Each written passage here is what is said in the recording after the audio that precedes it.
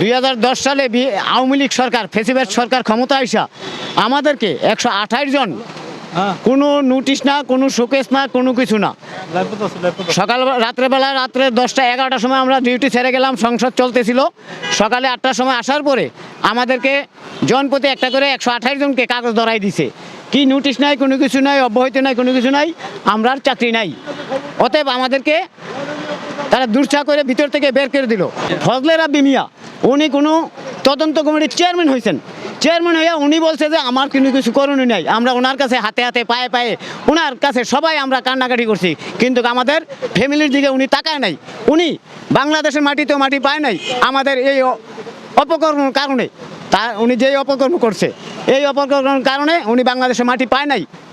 আমাদের এই এতগুলা ফ্যামিলি উনি তাকায় নাই। আমরা এত কান্নাকাটি করলাম ওনার কাছে যে আমাদেরকে স্যার বাঁচান, আপনি একজন তদন্ত কমিটির চেয়ারম্যান।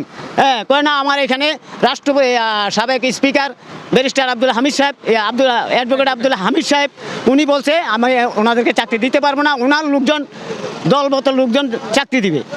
আমরা বিএনপির লোক, ব্যারিস্টার জমিউদ্দিন সরকার চাকরি দিছে, ওনার লোকজন আছে, ওনার এলাকার লোকজন আছে, হ্যাঁ ওনার দলবাজির লোকজন আছে, ওনারা তাদেরকে চাকরি দিবে। এবং কি তাদেরকে অনেকেরই চাকরি দিয়ে গেছে ব্যারিস্টার অ্যাডভোকেট আব্দুল হামিদ সাহেব।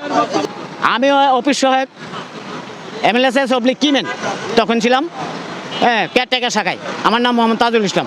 2006 সালে ব্যারিস্টার মোহাম্মদ জমিউদ্দিন সরকার সাহেব নিয়োগ বিধিমালা মেনে সংসদ সচিবালয়ে চাকরি দিয়ে গেছেন।